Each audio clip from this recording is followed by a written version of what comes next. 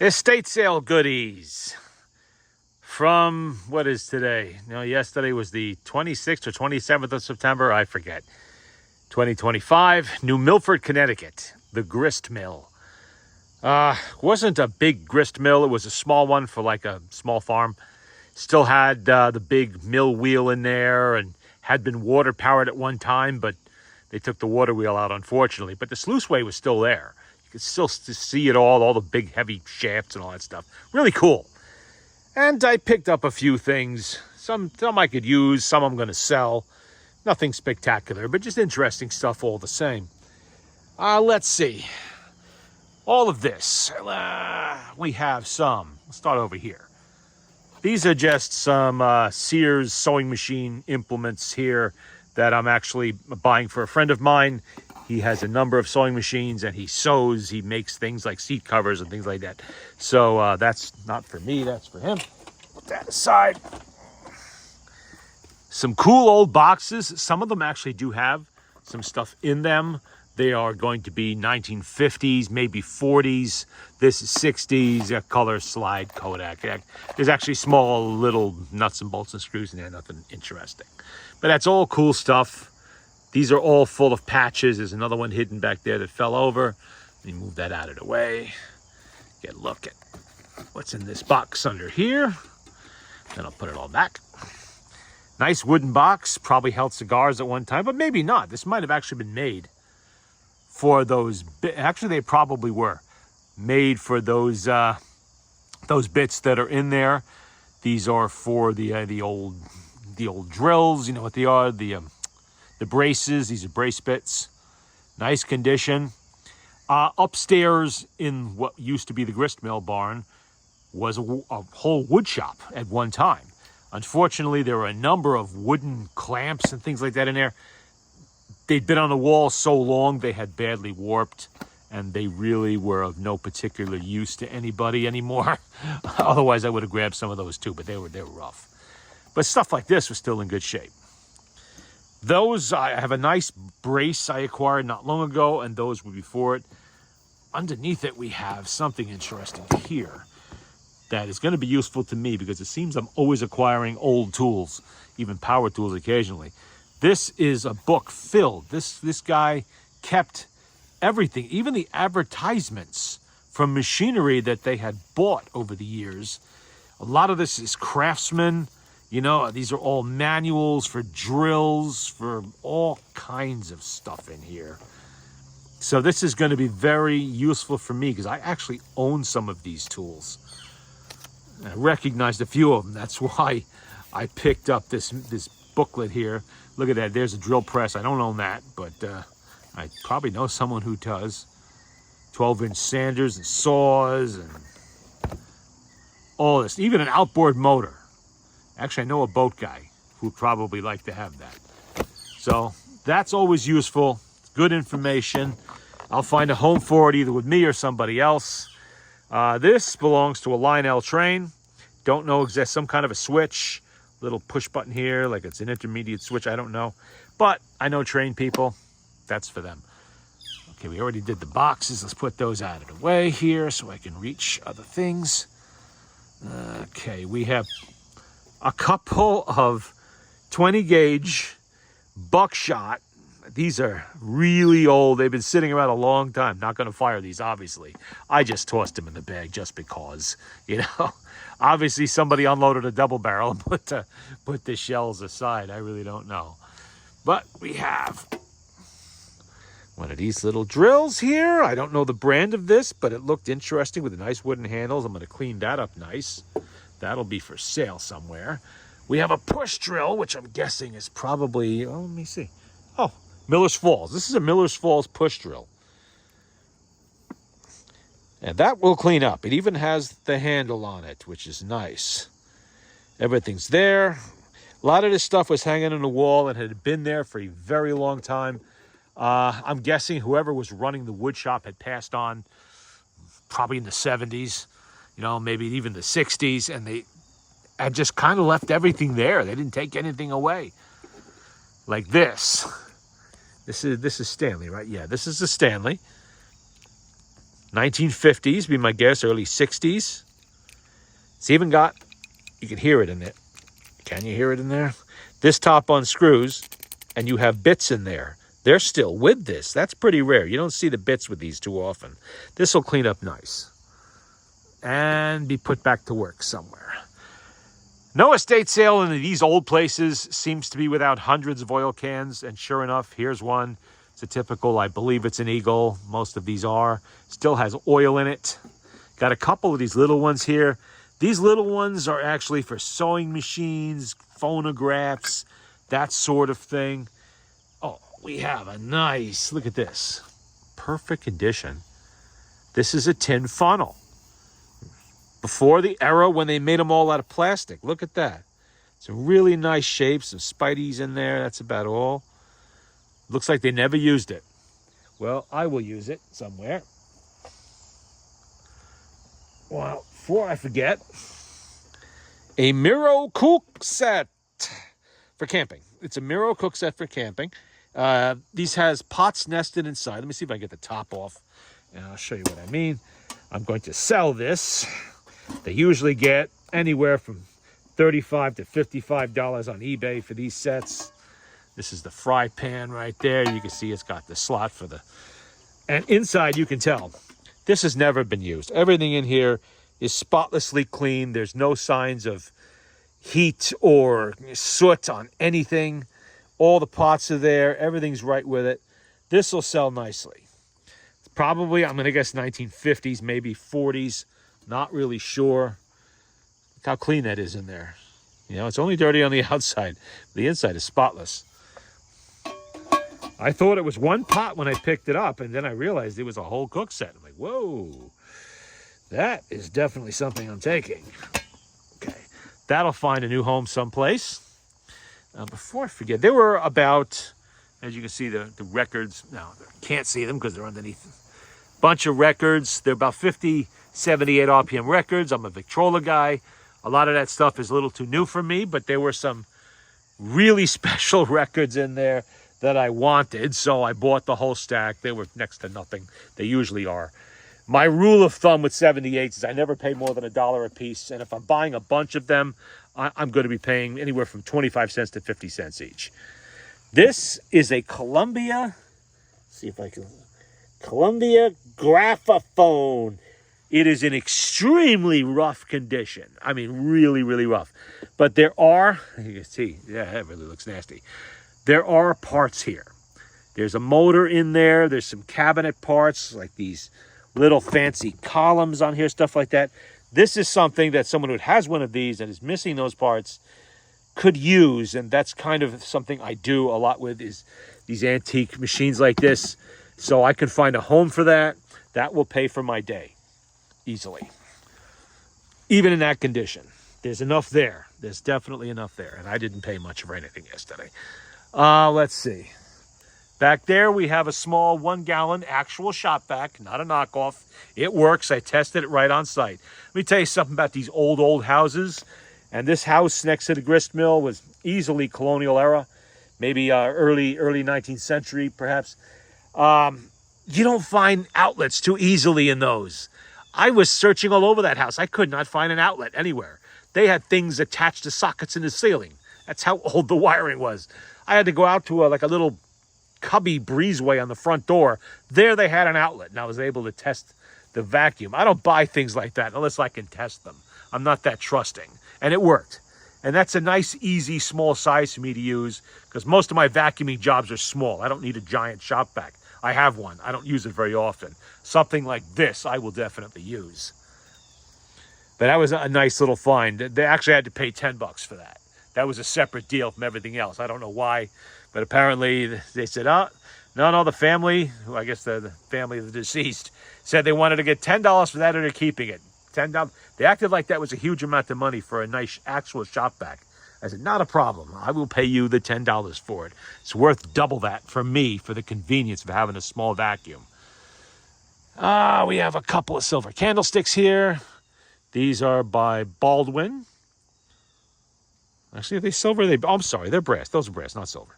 Those are brass. Nice, really clean. So, of course, I took them Under there, you see that thing which says sold on it? That is a small Smith Corona typewriter. I'm not a typewriter guy, but I wasn't paying much for any of this stuff. And I know that the small portable ones like this, that is going to be probably late 1930s into the 40s. The small ones like that are very collectible, and they do sell. So I will clean that up. I will make sure everything's working. I know how to use a typewriter, and I will find a home for that. And because I don't have a tremendous amount in it, I don't have to ask a tremendous amount for it. A little glass jar there full of brass screws. Those are the type of screws I use working on Victrolas, things like that. That's good to have. You know, I like that. Underneath that glass ashtray of no particular value there is an actual bread box. It's a clean bread box too. It's not all disgusting and covered with grunge. The other day I leaned over my counter and I squished my loaf of bread because I did not have a bread box. Well, now I do. An actual bread box to put my bread in. The roof will have to fall down for that to get crushed. So that was a nice find, and especially a clean one. I've seen them before, but they're usually disgusting because they've been holding something greasy or old tools for the last 100 years. This little piece back here is the base for an antenna stand. And you can see right there, barely see, radiola loop antenna. The Radio Corporation of America, which you know better as RCA. There it is on top, RCA. That dowel can be drilled out. This can be, repaired, whatever is here. But it's a nice base. It's got that beautiful brass tag on there. That will definitely find a home someplace. Not with me. I'm not a radio guy, but I know people who are. And they're going to see this and go, ooh, mine looks like crap compared to that. Well, here you got a really nice one. Like I said, this was a wood shop. The guy had a lot of weird stuff like this. And the stuff that I recognized, I took. Little mallet, always useful, small size like that. Okay, we covered this.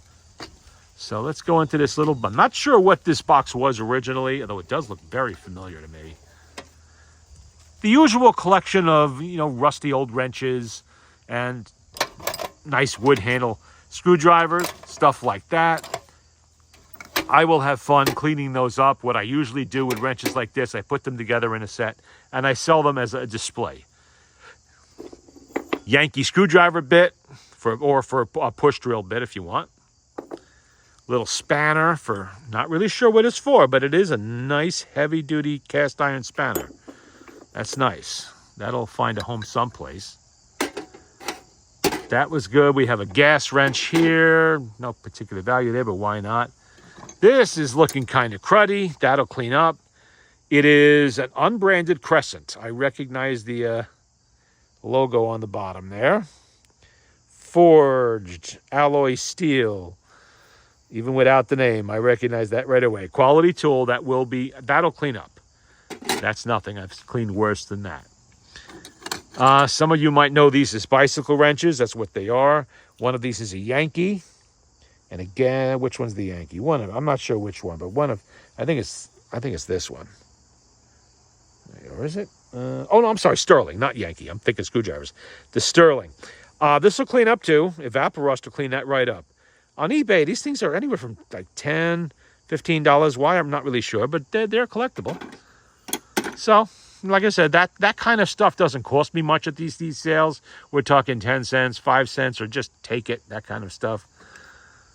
Wood handle screwdrivers, I love these things. And that's a really nice handle on there too. So even though it is a little buggered up at the bottom, although I could straighten that easily enough, it does have a really nice handle that if I don't keep it on here, I have something else I could use that on. Seems I always find these these perfect handle screwdrivers, what they would call the generic name for screwdrivers of this type. Don't know if this is one of the German ones or if it's an Irwin or whatever it is, but it's pretty rough. But it has that nice patina to it, nice look to it. These are very collectible, so I always try to pick those up when I can. All righty, who knows what this is? Oh, can't get it to go back down. Okay, it's like this. This is what you use to clean your windshield.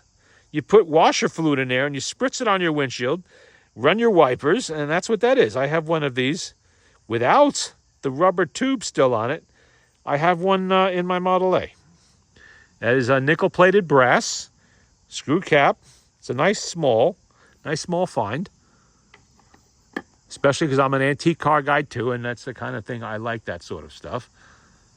Let's get that out of the way. Generic useful things like this for repairing extension cords. It seems I'm forever needing these. I hate buying these new. I love getting them at estate sale, especially new in a package like that. Always messing up extension cords, so that's good to have. Okay, we have, what else here? More wood handle screwdrivers, a really nice pair of scissors. That'll clean up. That's nothing. This is an early red handle Craftsman plate, the acetate red handle on there, Craftsman. Not particularly early, I think these are 1970s. More wood handle screwdrivers.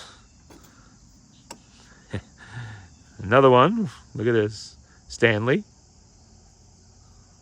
Paint still on the handle. You don't see that too often. Small Phillips. Wood clamp. This is good for my Victrola repair stuff. It's a nice size.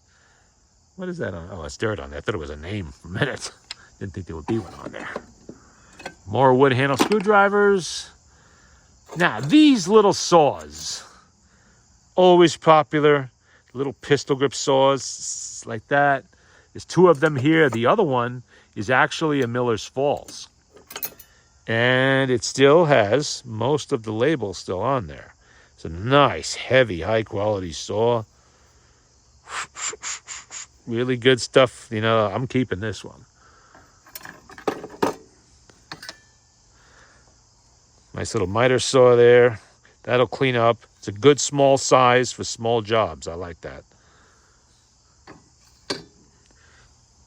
Coast patent pipe wrench, small size. It's harder to find these smaller ones, especially in good shape. It's been used as a hammer, which is actually what it's intended for. That part of it anyway. So that'll clean up too. I collect those. This is just a regular, what's it, Trimo? Yeah.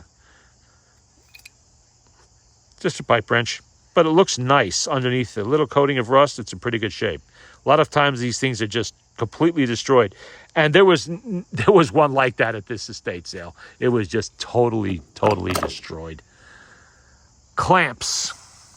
Now these clamps are vintage. Probably 1950s or 60s. Let's see. The Cincinnati Tool Company, USA.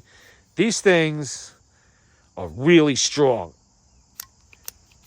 And they're great for the kind of woodwork that I do on the Victrola cabinets. Repairing veneer and joins and things like that. And some of these have incredibly strong springs in them, like these bigger ones here. Who made this one? Let me see. Can't really see it. Oh yeah, what's that? The Handy clamp. Yep, the Handy clamp number 3.